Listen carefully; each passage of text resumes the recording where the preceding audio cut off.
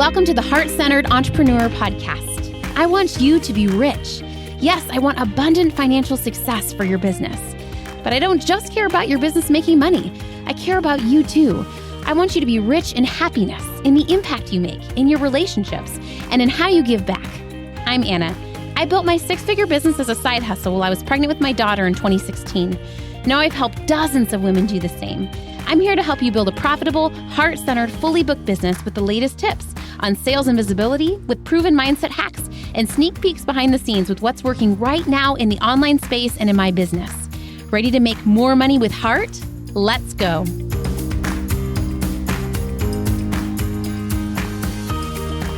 It's safe for you to treat your small business like a small business, okay? I wanted to dive into this concept today. It kind of blew my mind as I was reflecting on it this week. But the cool thing is what success looks like for me is having a multi-six-figure small business, having a handful of clients in my one-on-one program, in my mastermind program, in my course.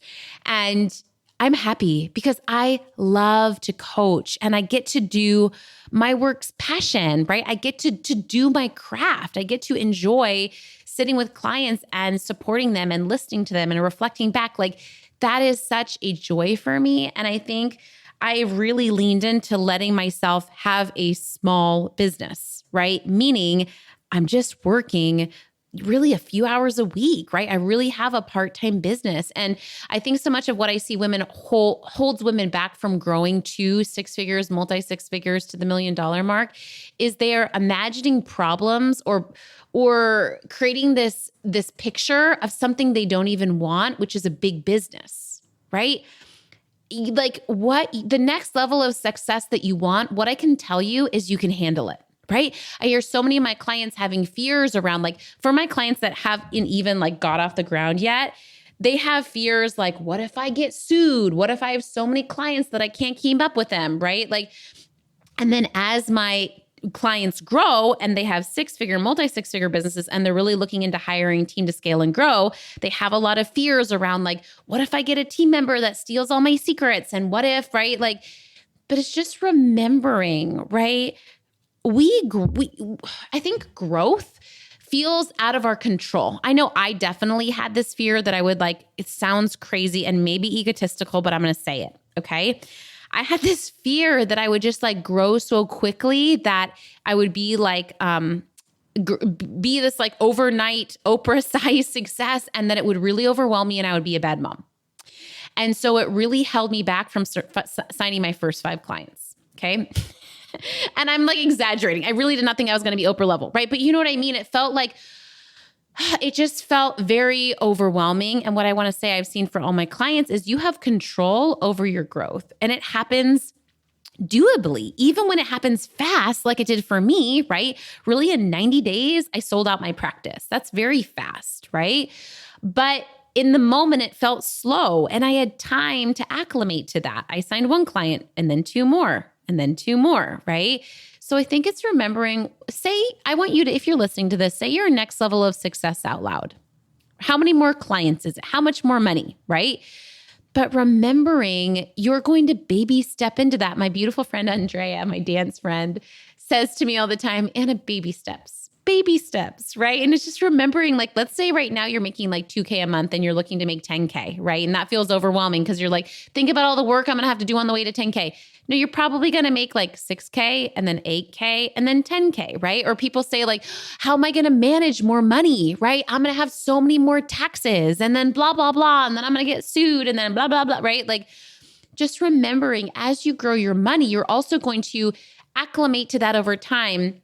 It's when you are, getting in, it's that, it's a horrible analogy, right? But that boiling water analogy, you get in the water at first and as it starts to grow, you get used to the water temperature rising over time, right? And I don't know if this is helpful, but it's just remembering that you have more control over your success than you think, and you can trust yourself to grow and to expand. And even when you grow, it's still going to be a small venture, right? Even my clients that have that have $1 million businesses, They still know their team members by name. They still know most of their clients fairly well, right? It's just remembering as you grow, it's going to feel pretty similar to how it feels now. In fact, I would say like as I grow, I feel like I know my clients even better because I have more margin to just focus on them, and my team has taken over a lot of my non-client stuff, right? I had this realization one time in corporate, right? When I was growing, I was working in higher education, and I was fairly quickly like kind of growing up the corporate ladder. And I almost didn't take a promotion that they were giving me because I was like, oh, I'm already overwhelmed at my current role. I don't know if I want to do the next role and be overwhelmed. And then I had an aha moment that when you get promoted, usually it doesn't mean more work. It just means different work. Let me say that again. In corporate, when you get promoted, it usually doesn't mean more work. It just means different work. In fact, often it means less work. And as I grew in higher education, I actually made more money and really did work less hours. I did have more responsibility.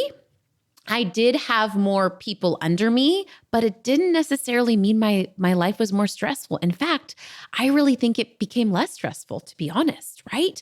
And I see the same thing in business. As you grow your business, it doesn't become more work. It just becomes different work, right? Maybe you are managing more clients, but maybe you are doing more client work and less of the admin paperwork. Maybe you have a team now, and so you're managing your team who's doing the work, right? You are only a finite human. You cannot create more of your time, capacity, and energy, and you're innovative and you're going to figure out how to make it work, right? So I think because I had that aha moment in corporate, it really helped me in my business be like, ooh, I can grow and scale and make more money. And it's not going to mean that I'm going to have more work necessarily or be less of a present mama with my kids. I did have that fear at the start of my business around like, being a business owner or growing my business. Am I going to be a bad mom? Right. But then I think I really started seeing the more money I make, the more resources and capacity I have to be able to be more present and engaged and loving with my kids. Crazy example, wild example. On the way to school this morning, one of my kids, I won't say who, was like, Mom, my shoes are wet. Oh my goodness. We're like almost to school, and my kids go to like different schools right now. So it's like kind of a commute, But I was like, I took a deep breath and I'm like, that's okay. Let's go to Target and buy a new pair of shoes, right? So we just grabbed a new pair of shoes, only got to school 10 minutes late. But because I had the money and I had the resources and I had capacity, that buying a new pair of shoes totally does not stress me out. Same thing this week, my dishwasher went out, right? And yes, it's an inconvenience, but like whatever, I bought a new dishwasher in cash, right? Life has challenges. Business has challenges. That's normal. No matter what, you're going to have life happen because we're humans. But guess what? Life is a lot less stressful when you have an excess of time, when you have an excess of energy, and when you have an excess of money. Right? And I think that's not talked about when people say like money doesn't buy happiness. It really does though, especially for women. It buys us resources. It buys us choice. It buys us capacity to not make things about the money. I didn't have to say to my son, like, how dare you? I can't afford to spend more money on shoes and you blah, blah, blah, right? Like when you have money, you're able to not make it about the money, which is just so beautiful. Anyway, in conclusion, I want to keep this short because I have some journal questions for you and I want you to reflect on this, but I really want you to remember that like it's safe for you to remember that your business is small and you can treat it as such. And it's okay for you to keep your business small so that you can have a big, vibrant life, right? Whatever that means for you. And okay, my journal prompts for you are, what does success look like for me in my business? In my small business, what does success look like for me? How much money specifically and how many hours? And then second of all, what does success look like for me in my happy, boring dream life? What are my biggest goals there? If you're a client of mine, you know I'm a big fan of having one big business goal at a time and one big life goal at a time, right? My life goal this year is to prioritize international travel with my kids. And so it was really easy for me to like cut back and say no to some other things because I'm like, oh, I really want my kids to have this experience while they're little, right? But anyway, if you don't define your happy, boring dream life, it's really hard for me as your coach to help create a business that fits around that, right? What does that look like for you? And not making that wrong. Does that look like for me right now? It looks like working, most of my work on Tuesday, Wednesday, Thursdays, 3 days a week, so I can have more flexibility, right? For me, it looks like making plenty of money so I have capacity as the, income provider for my family. What does it look like for you? When my babies were bitty, working 3 days a week was not my ideal week. Really, it was working a little bit every day, 7 days a week, a few hours a day, right? If that. Because my kids were tinier and they were not in school. And so that's really what it looked like. And so just giving you permission to imagine what is your most happy, most boring, most calm, most grounded life. How can you make that beautiful and fulfilling and vibrant? And then how can you keep your small business small and part-time? And yes, let it be impactful, something that impacts you, that you enjoy being in, something that impacts your clients, that changes their lives. There is nothing more fulfilling for me than seeing my clients' lives be changed and the people they love as a part of that, right?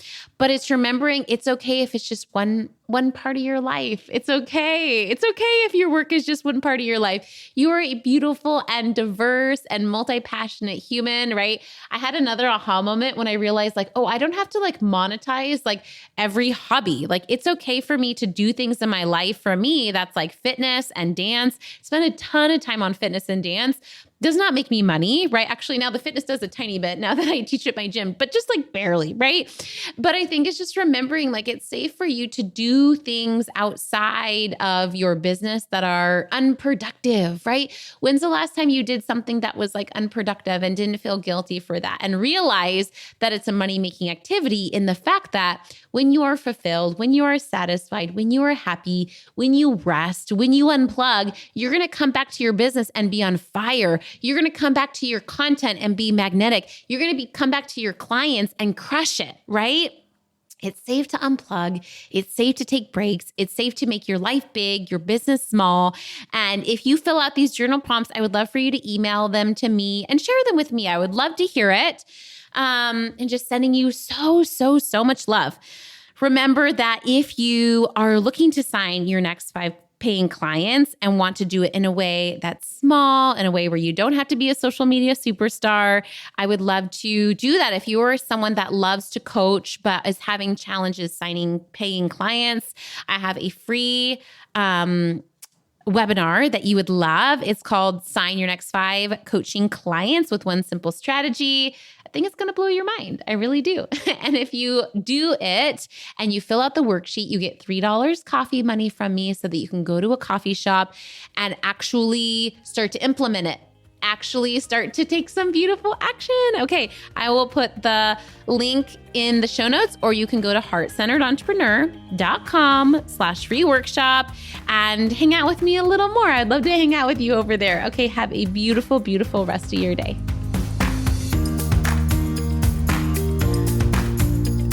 Thanks for hanging out today. Please hit that subscribe button so you can make sure to stay updated anytime a new episode drops.